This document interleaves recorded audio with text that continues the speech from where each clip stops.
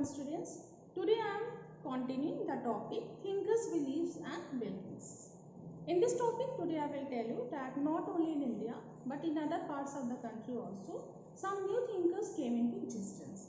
We can see that Zarathustra in Iran, Comte in China, Socrates, Plato and Aristotle in Greece, and Mahavira and Gautam Buddha, as we know that in India, came into existence as a religious leader who brought a new light and they gave new ideas to the people of the country so that they could lead a simple life.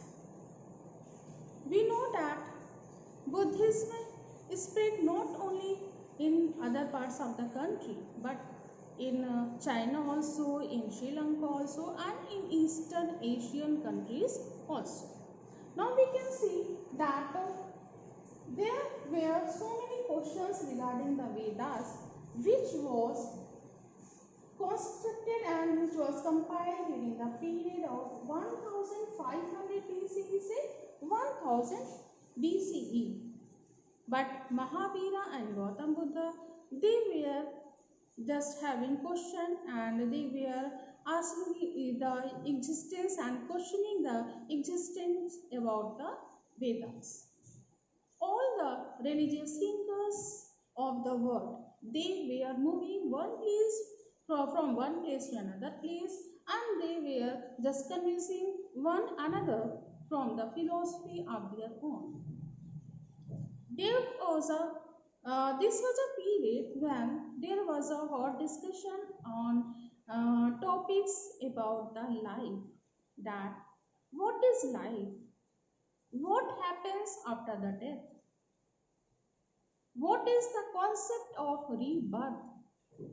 How a soul takes rebirth? Whether it is on the basis of the actions done in the previous life or something else. What are the reasons that a soul has to take rebirth? So these were the questions and some other question like what is the relationship between the human being and the cosmic power? These were the philosophical topics which all these religious leaders they are discussing, and there was a debate which was going on among all these leaders. So let's go on and let's know something else, that during the period and during the life of the Gautam Buddha, he included all the men and women, and all the men, women, children were benefited by the preachings and teachings of Mahatma Buddha. You will be surprised to know that the compilation of the preachings were not done during the life of the Mahatma Buddha. And after the death of the Mahatma Buddha, the senior monks they met at Vaishali, that is in Bihar, and they discussed how to compile the preachings and teachings of the Mahatma Buddha. So they have compiled it into 3 Pitikas. What is it? 3 Pitikas means 3 baskets. It means all the 3 baskets are having 3 different things. For example, the first basket, that is the first Pitika, is known as the Vinay Pitika. In Vinay Pitika, there are rules which have been described that during the living of a monk in the monastery, which kind of rules they have to follow. Then there is a Sutta Pitika. In Sutta Pitika, all the teachings of the Mahatma Buddha have been compiled. Then there is another Pitika, that is Abhidhamma Pitika. In Abhidhamma Pitika, the philosophy of life according to the Gautam Buddha has been improved. Then we can see that not only in India but in Sri Lanka and Eastern Asian countries also there was a spread of the Buddhism religion. Then we can see that Faiyang and Zhuang